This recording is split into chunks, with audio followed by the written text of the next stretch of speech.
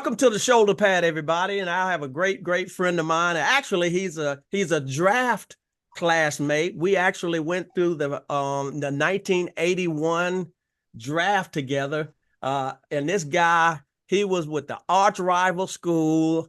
Man, I had to face this dude for 4 straight years, and we didn't beat him one time. I scored a few touchdowns, but I didn't stand on the winning side, man. It was a hard road during those years from 77 to 80. Was that period of time. And this guy is EJ Jr. Of Alabama, University of Alabama, linebacker, and he was just one of many great players. And man, it's just an honor and a privilege to have you on the shoulder pads. It's an honor to be here, Pastor. A good friend and rival. We've seen each other for 4 years. I just wish, when I look back at it, somebody was asking me why wasn't Auburn as good as Alabama. I said, had Auburn run the wishbone Woo. Your freshman year with William Andrews, Joe Cribbs, James Brooks, and James Brooks, and you at wide receiver, and Reese McCall at tight end. That's right. Yeah. That's right. You all could have hung with the best of them. It's just that you all just want to run one back at a time. I was so grateful, and you never gave William Andrews the ball. So I was really glad about that. I always tell a lot of my players not to get off the subject, but I got pancaked my freshman year, and I remember it was a lead play. Yes, sir. Gave it to Joe. Yes, sir. And William caught me just right. I mean, he took me up to the sideline and put me on my back. And I was trying to get that joker back the rest of the game. And unfortunately, he graduated and went on. Well, 4 years later, I'm playing with the Cardinals. He's with the Falcons. Here he come. And we were running cover 2. I'm covering Junior Miller on a vertical. Oof. And I see them dump the ball off to William. And I'm like, oh, okay. They want to do the little check down off of cover 2. Yeah, you go get him. Finally get him back. I'm going to go get him. So we got caught in cover 2 again. Junior run the vertical. I see Will sneak out, and I planted, and I drove on it. And just as he caught the ball and got possession, I nailed it. Ooh. And I stood over him, and I said, now we even. He just looked at me dumbfounded. So after the game, he comes out of the locker room. He says, EJ, what was that all about? I said, you remember that freshman, that number 39 you caught when you were a senior, and you put him on his back? He said, yeah. I said, that was me.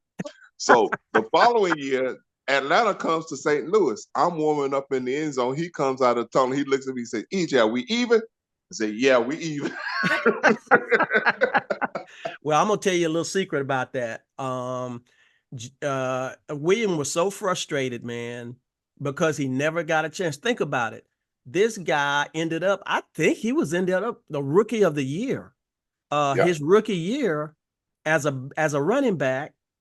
And he never carried the ball at Auburn. All he did was block. And so he made a point. He said, okay, if all y'all gonna let me do is block, he said, I'm gonna take him for a ride. And I'm telling you, man, I remember he took Barry Krause one time. He caught Barry too, man, and he took him for a ride too. But I think it was about 5 yards before he hit the ground. But you got to understand, this dude was built like a Mack truck, man. But he ran like he was a small back. So he had thighs, man, the size of Earl Campbell. But he could run, man. And so when he finally got a chance to run the football, he was at Atlanta, and he was he was an awesome back, and ended up, a career-ending injury for him. And that's another one of those stories where, here this guy is, and he's finally getting to a place to where he can do, what he's capable of and enjoying himself. And then he has a career-ending injury that ended his career after 2 years or 3 years or something like that.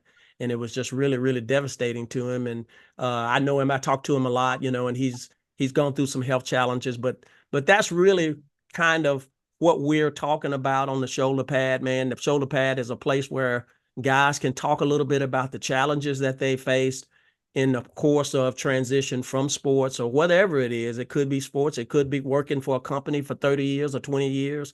It could be anything. You could be a teacher. It could be military. But the issue is most of us really challenged when we have to make that change, because it's all we've ever known. You and I, man, we ain't known nothing else but sports. All we've known is football. And so to have to step outside that arena, most of us go into broadcasting and do some of those things. But I want to talk about you and how you made that transition. And I want you to talk a little bit about the challenge of getting through it, because for me, man, EJ, it was years before I really felt like I had made the transition. It was years, man, because I wasn't ready. My career ended with an injury up in Seattle, up in the Kingdom. I tore my knee up in Seattle on that carpet up there. And I got a story for you on that one too. yeah, and so my career ended on a Monday night game against the Raiders. And I tore my knee up trying to make a cut. Nobody hit me. I planted on that stuff, man, and it stuck in there, and I tore everything. And so the process, I saw that play for years in my sleep. I saw it for years, man. So you have to go through the emotional transition of doing that. But this is not about me. I want to say a few things about your career. You played in 150 games, man. You played and you made 36 tackles. You had 36 sacks. Yeah. 36 sacks, man. And you had interceptions. You had 12 interceptions. How you get the ball? Where you find the ball in the air, man? Yeah, I got hands. Now, not to say I didn't have my share of drops, because in one game versus Green Bay when I was playing in Phoenix, I dropped 5 before I caught the last one. Oh my gosh. I would have had 6 interceptions that game. I dropped the first 5 before, and the one I caught was the most difficult one. Wow. That's So incredible. But you had just a stellar career, man. How many years you played? I was blessed to play 13. 13 years, man. And you just can't imagine, if you're watching, you can't imagine playing linebacker for 13 years is just an incredible feat. That's almost like playing running back for 13 years. It's almost unheard of, because Really. you're physical every play. Um, but your outstanding college career, I think you're in the Hall of Fame. College, you just were inducted into the College Hall of Fame. You're a nominee. You're in line to being nominated for the NFL Hall of Fame. You're in the Alabama Sports Hall of Fame. So there's not enough time to talk about your career and the things that you've done and accomplished on the field, and just what kind of a athlete you were and have been. But I want to talk about the transition of your life now, and want to talk a little bit talk to me about the challenge that you faced when you first stopped playing. Talk to me about that. My situation is very similar to yours, Byron. I was playing in Seattle. Wow. My last 2 years, my last 2 seasons, I was playing with the Seahawks. I was brought there as a free agent Yeah. and was teaching a young linebacker corps, and we were playing the San Diego Chargers. Yeah. And Cortez Kennedy and I are running a what we call an ET stunt, because I Yep. was a designated pass rusher at the time. And I beat the tackle inside, picked the guard, and I was going up the field. And as I was hitting John Freeze, my knee just gave way. I got mad because I said, that doggone tackle cut me. And when I got to the sideline, the guy said, nobody touched you. Wow. You just crumbled to the ground. It just gave But out. while I was laying on the ground, my situation was a little bit different, because I had gotten my call to ministry. Oh, wow. In '92. And Yeah. I said, God, when I tore up my knee on the field, I said, God, just thank you for allowing me to play this long. Man. Because there were a lot of times I shouldn't have been able to get up from a play.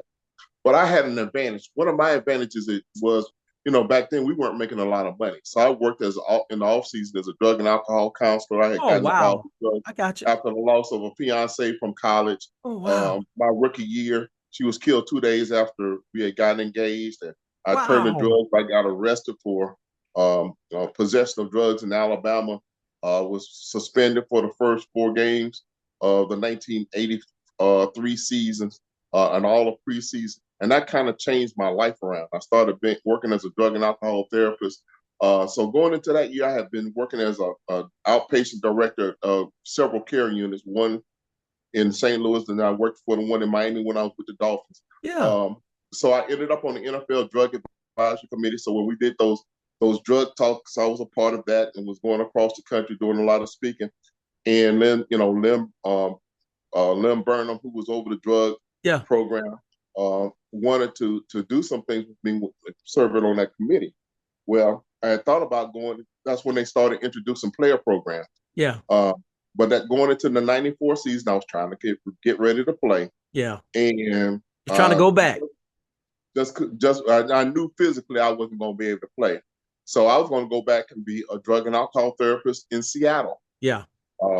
And Rusty Tillman, who was our defensive coordinator, I know Rusty. And Rusty said, "Have you ever thought about coaching?" And I'm like, "No, hadn't really thought about it." He says, "Well, that's one of the reasons why we brought you here, because you've been coaching the linebackers for the last, 2 years, right, since you've been here." And I said, "Oh, well, '94, I ended up coaching the linebackers as an intern with the Seattle Seahawks." Wow. But I still had a mixed emotions, because I thought I might have wanted to go into administration. Yeah. And do player programs. Yeah. Interviewed for the Jacksonville Jaguars. That's when they were first getting ready to start their programs. And they hired Paul Langford. I was the finalist, but they hired Paul Langford. And so I was kind of out there. The staff got fired in '94. So I was kind of trying to figure out what I was going to do. I said, can I always go back and do the drug and alcohol thing?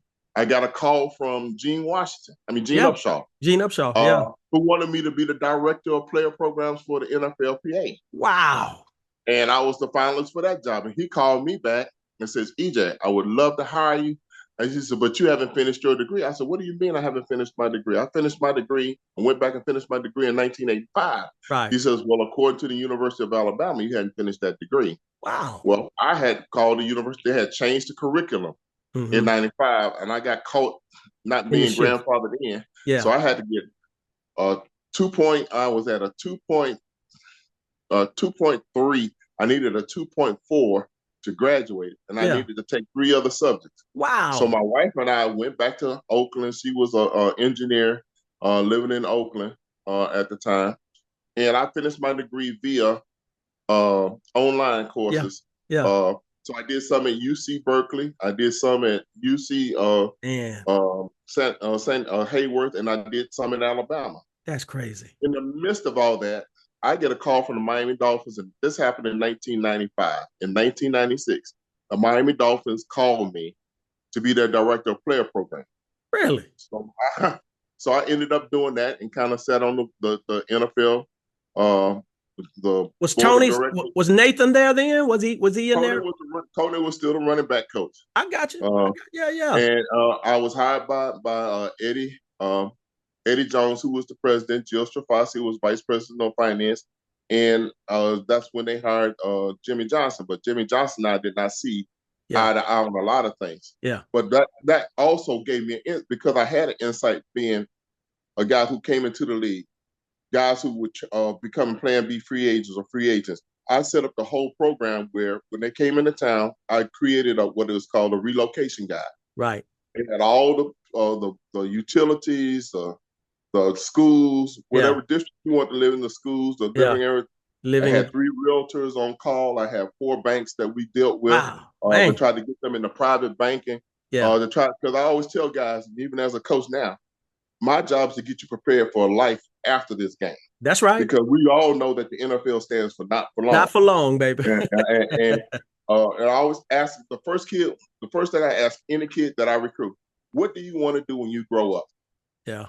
I said, because this is just a game. Eventually this game is going to end, be it high school, be it college, or if you're lucky enough to play in the NFL or the UFL or the Canadian Football League, it's going to end. Right. What are you going to do when you grow up? Because that tells me what you might want to do as far as curriculum. And that's it. And my job is I always tell the kids, it's my job to get you prepared for that world that doesn't care about you. That's it. So it's a lot of mentoring. So I kind of had a head start through God, through the places that he put me and the things that I did, because I really I stopped being a kid on the field, but I never stopped being a mentor when I was off the field. Always giving it away. When you count, my first patient was when I was drugs and alcohol in 1983. I was working as a counselor then. Yeah. It was a 9-year-old girl who could chug a 5th of Jack Daniels and sip a 5th behind it with no problem. Ooh, 9? 9 years old. She had sclerosis of the liver. And had she taken another drink or had, kept drinking, she would have died. 9 years old? That young lady is now an attorney practicing law in Knoxville, Tennessee. Wow. But That's awesome. that got my attention. I'm like, I always used to say, you know, you think all football players feel like they got an S on their chest. Yeah. It won't happen to me. Yeah. I can handle it. Yeah. And that's the one thing we have to humble ourselves to understand. Life is bigger than us. Ooh, and tougher. And a lot tougher. And if you fail to prepare Yeah. or plan, you plan to fail. And Yeah. that's always been something that sticks in my mind. Yeah. But God had a plan, and even though my plan took me to first base, left field over that left center wall, Yeah. out in the world, Yeah. I was like the prodigal child that He brought me back home. You always got to Hey, come back hey, home. when you got out there, I was out there. When you got out there, I was already out there. He brought me back, but when he brought me back with a lot of common sense Yeah. and a drive to want to help people. Yeah. Be successful.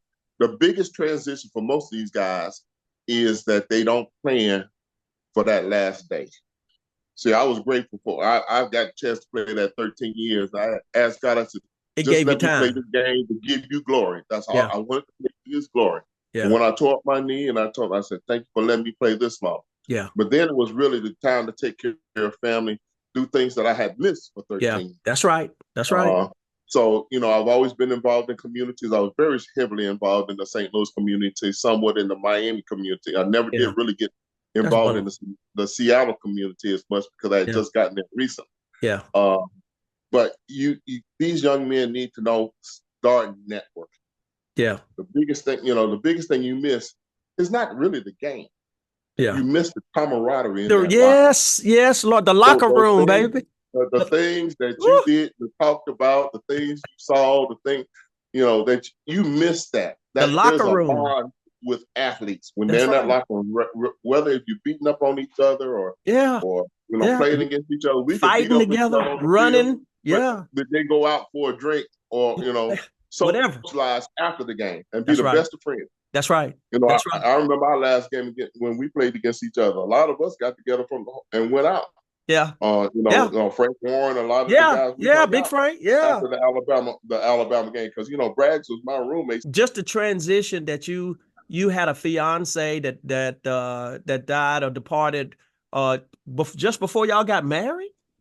Before we had just gotten engaged, we got engaged in January around her birthday. Yeah. I came back to school to finish my degree. Yeah. And she was killed 2 days later. So I went to that spring, that was So and I really like you said, you can get involved with alcohol. I turned to a chemical. I didn't turn to my family. I didn't turn to Coach Brian.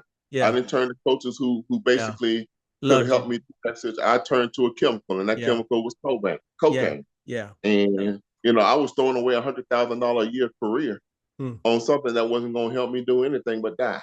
Right. Like when people say, "Well, how did you stop?" It had to be nothing but God.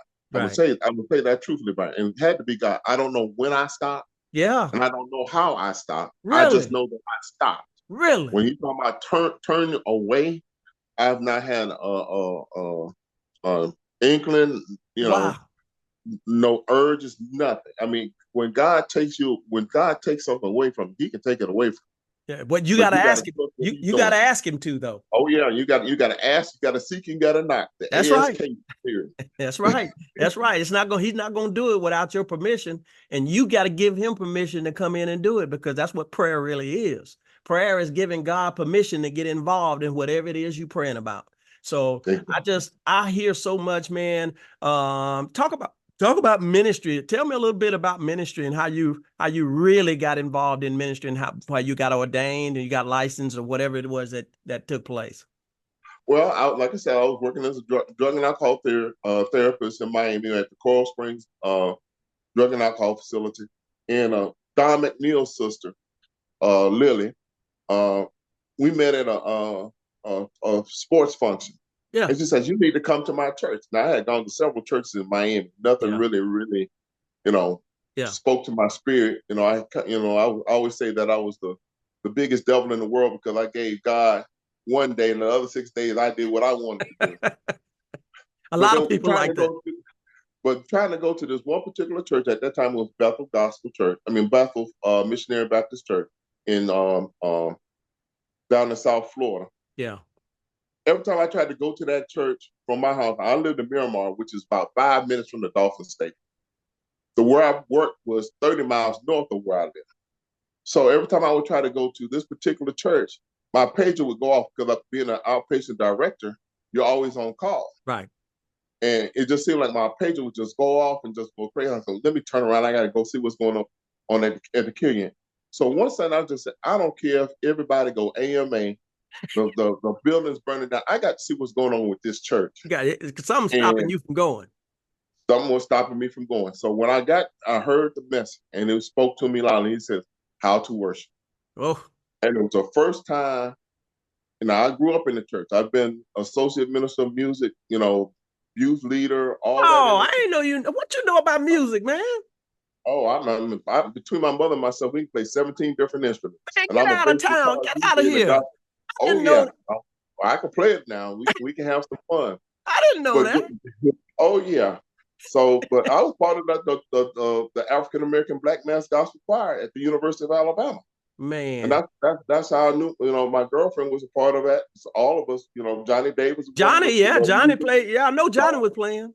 I couldn't touch JD, and I could play with him, but I couldn't touch him when he got to that deep thing. But anyway, getting back to the story. When I go to the church, I felt like I was the only person in Bethel. And every word that was coming at you was talking to me.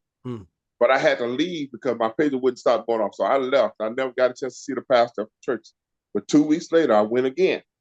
And there was another sermon that was stepping all over my toes. I said, I got to go meet this man of God. Yeah. And just as I was going to shake his hand, he says, E.J. Jr. He said, I saw you a couple of weeks ago. He said, you probably don't even remember me. And I looked at him and said, you look for me. He says, do you remember playing with the Orange Crush softball team in East St. Louis when you were with the Cardinals? He said, yeah. He says, you remember Ricky Malone? I said, yeah. He said, I'm Carlos. I'm his little brother. Wow. And I'm like, man. He said, but God has something for you, but I can't tell you what it is. Yeah. Well, I continue on. I've joined the church, getting ready for the 1992 season with the Miami Dolphins. Yeah. That's when we got hit by Hurricane Andrew. That's right. Literally destroyed all of South Florida, where the church was. I mean, my house had a little damage, but not much. Yeah. So, but 2 days after Hurricane Andrew hit, we had played the New Orleans Saints in Baltimore. And 2 days after that, I got cut for the first time in my whole career. I know. And that I'm like, okay, what am I going to do now, God? Yeah. Well, because there was so much outreach needed in the southern part of Miami, I was helping the church, get food out. John P. Key and a lot of ministries started sending food from North Carolina to Miami. Yeah. And I would do these little Bible studies, just, learning the word. Yeah. But First Timothy kept speaking. He says, the office of bishops and deacons. That's right. He says, if you love me, feed my sheep. That's right. And I'm like, well, I'm doing the outreach. I'm overseeing the warehouse. That's right. Everybody will ask me, when am I going to start playing again? I'm saying, I'm not sure when I'm going to play. Whenever God wants me to play, he's going to let me play. That's right. So I was doing outreach, and I said, okay. So the second night when I was reading, it just opened up to the same scripture. And he said, and I heard the voice of God say, if you love me, feed my sheep. That's right. And I'm like, okay, if it's not doing the outreach, I said, oh, you want me to be you want me to be a deacon? Yeah. Okay, I'm good with that. But then when it happened the third night, I had some people come up. I fed them. They could take a shower at my place because there was no running water south in that southern part. I read it again, and he says, if you love me, feed my sheep. Yeah. He said, but I want you to feed them the word. And I just had to pause. I'm like, whoa. No, God, wait a minute. You asking me to be a minister? I said, no, God. There's no way you can be calling me to ministry. That's right. And the voice spoke in my spirit. He said, I make a way out of no way. Ooh. I said, well, okay, well, God, let me get myself together. I was like Moses. I'm making all kind of excuses. Yeah, buddy. Let me get myself together. I haven't been married, and I've been living this crazy life. And I'm gonna get. He says, I want you just the way you are. That's him. He said, because when I change you, you can't take credit for whatever I do. So when I went to tell Pastor Malone, and like I said, he was a pastor. This was just before Bethel went full gospel. I said, Pastor, I don't want to disturb you. I said, but I got a call to ministry to preach. He says, what took you so long? That's what he had. That's what he had for me. I'm like, that's what he had. So I ended up being a minister in training in him in 1992. Yeah. Was licensed. Yeah. Did my first sermon, then got married to the third wife. Yeah. Yeah. And that's when I went to Seattle. But then I was serving in ministry out there, and when the Dolphins brought me back, I became part of that ministry again, and that's when I got ordained. Yeah. So I was in the church, but now, everything I've learned is my job is to create young men. Yeah. To build them as the foundation and the cornerstone of their household through a game. Yeah, man. And that game is football, but the game also teaches them about life. You know, just as well as I know, football teaches you a lot of things, especially about the game of life. Yes, sir.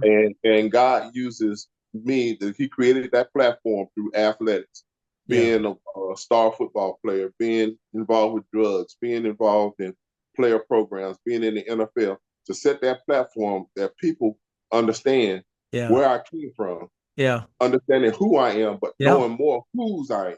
That's right. So, that's right. Well, when I minister, it touches a lot of people. I've been doing inspirationals. A friend was sending me inspirationals.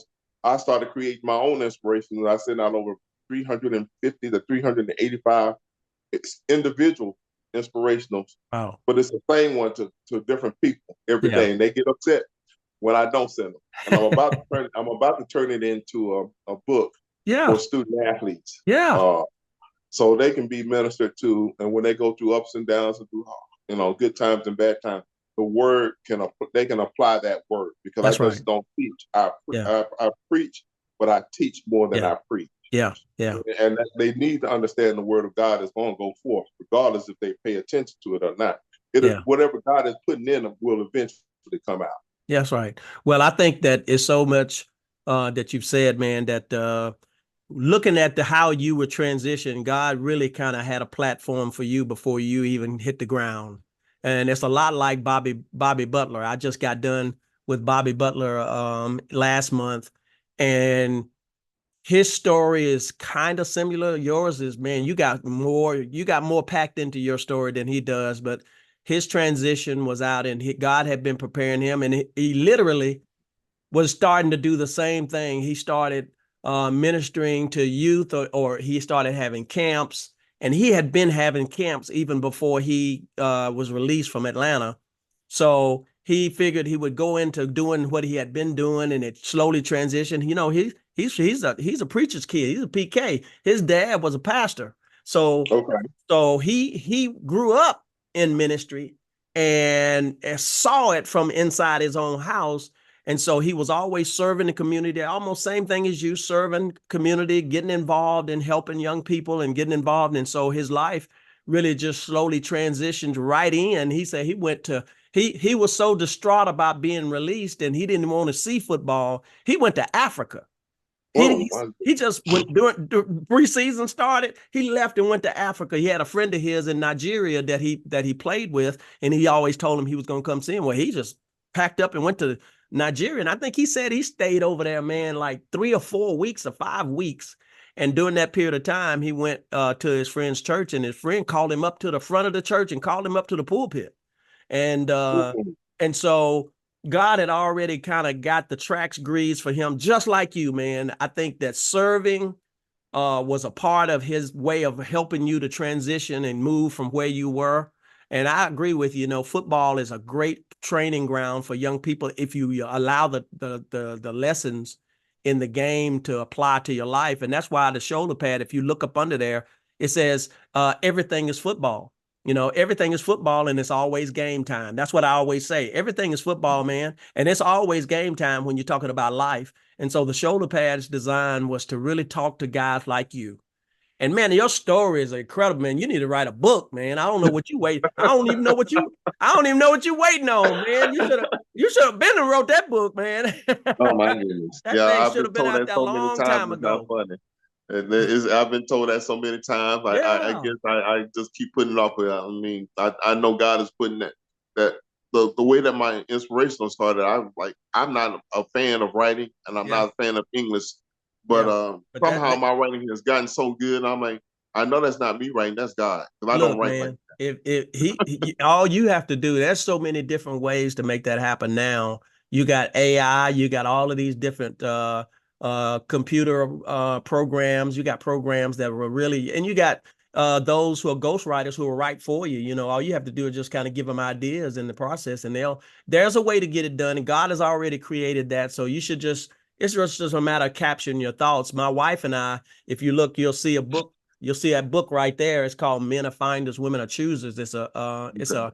It's a singles book, but it's for helping you find a divine mate that God Right. has for you to be able to, to be able to build a good kingdom household and kingdom life together, and using God as a director to help establish your relationship. And a lot of singles need that. I always say that book is a part of helping to grow the kingdom, because it helps kingdom people come together and build kingdom lives and families and establish kingdom growth. And so realistically, it's about kingdom, but it's a singles book that really kind of helps people that's out there that need some direction. And they go into these clubs, they're going on these now, they go on these date sites and these clubs and all this kind of stuff, man. And that's just not how God can do it any kind of way, but he had a better way for it to happen. And really, it's about you submitting your life to him. And then once you submit to him and follow his direction, he'll walk you to all of those different things and people and places that he had planned for you. He says, I know the plans that I think towards you, plans of good and not of evil, to bring you to an expected end. And so he already thought about you. He got the plan in place. All we have to do is just ask him what the plan is and then follow that plan, man. And it sounds like that's what you've already been doing. You've experienced things in life that helps you identify with people, identify with those who've gotten caught up in drugs and caught up in alcohol, and identify with those who are in the athletics and want to try to go to another level, identify with those who have loved ones that they've lost and had to start over again, identify with those who are looking to find out what their next steps are and the purposes are. So all of that, man, has just been a blessing to hear, man. I can't tell you how much of a blessing it's been, man, to hear you, because I don't even know when the last time we talked, man. It's I think we were both still in the league the last time we Yes, probably talked to each other. yes, we were. Man, that's probably 40 years ago. It seems like It's been it. probably 40 years. And man, you got some kids. Tell me about your kids. Well, I got seven. The oldest is 42, through Woo, marriage. okay. He's a sheriff in West Palm Beach. Yeah. He's married to a pastor's wife. Matter of fact, we were all part of the same ministry. They Yeah. have two boys. One is playing, basically just won the national championship in Michigan because he was Yeah. playing behind Junior Colson. Really? Got one who's going to be the second grandson. Is basically playing high school ball. He went through some things with his knee. The wife has gone through.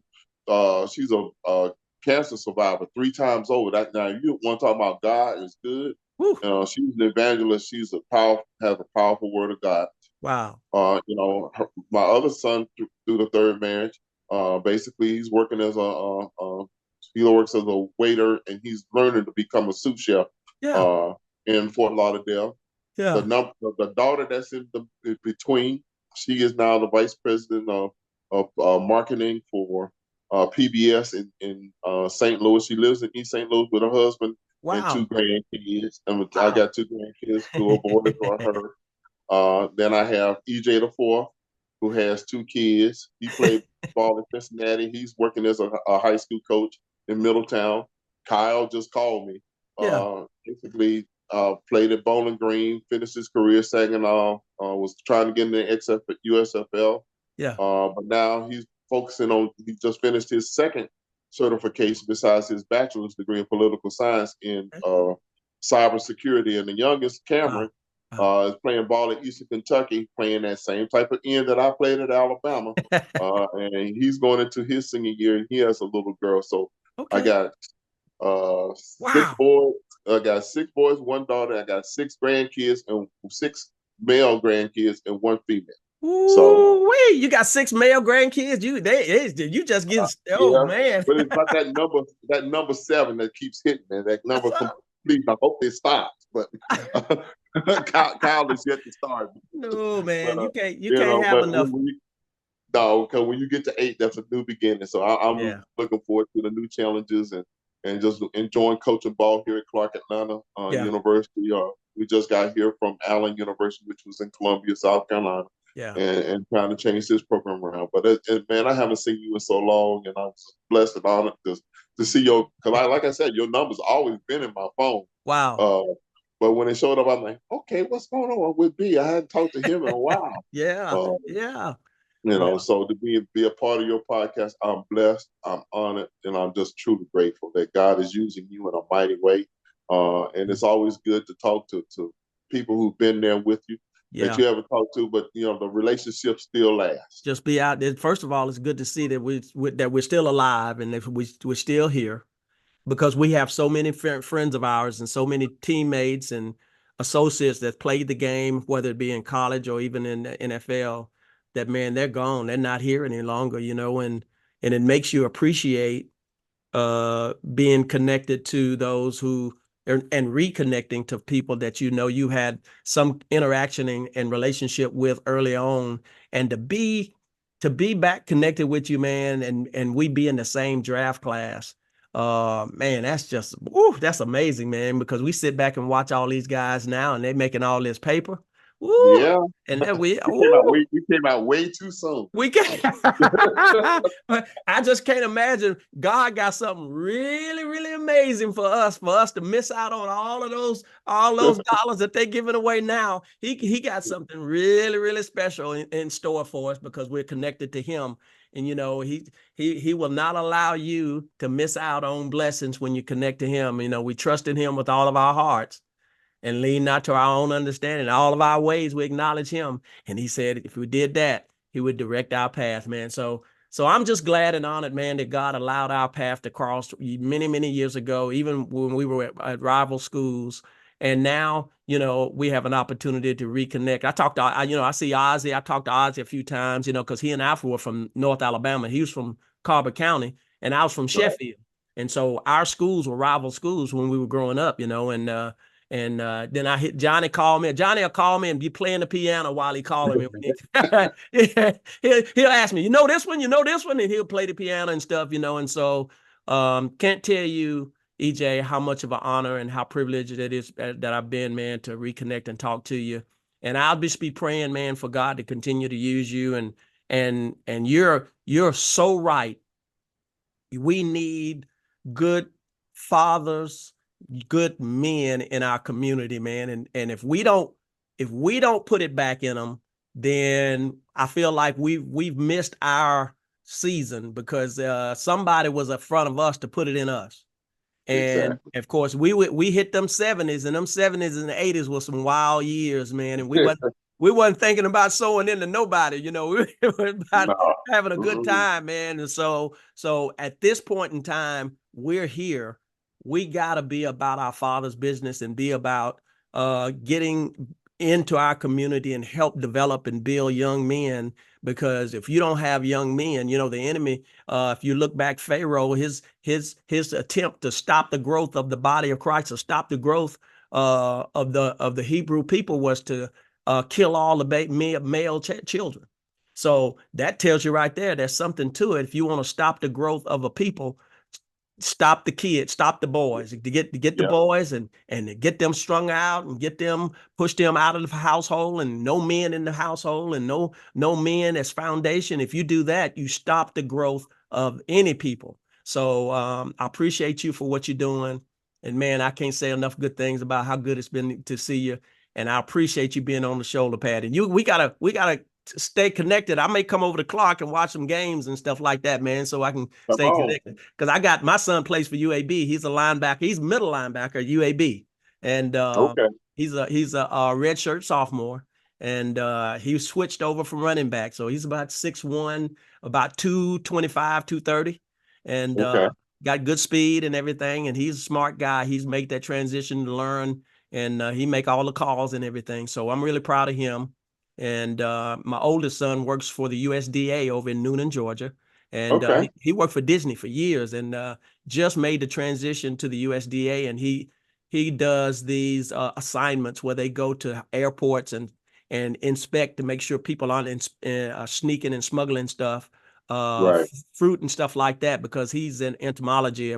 He's about to study bugs, and they make sure that they don't sneak food and fruit out, because that holds those fruit flies and stuff like that. Yeah. And he does that. And then my daughter, she works for Delta. She's been a trainer and an attendant for Delta for several years. And so, yeah, man, God has been good to us. My wife is a blessing, man. She's a baker, and she works for the a housing authority actually they work for the government and handle houses and government housing units. And so she does a lot of paperwork and stuff and reports for them.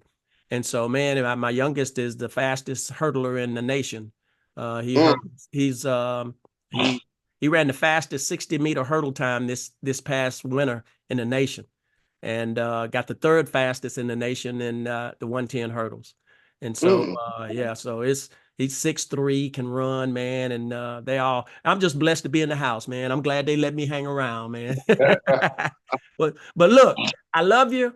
I appreciate you, man. And let's stay in touch. And I look forward for us talking again. And welcome. And thank you so much again for being a part of the Shoulder Pad. And we'll see you again soon. All right. Thank you. All right. And if it all falls down, we can put it back together again.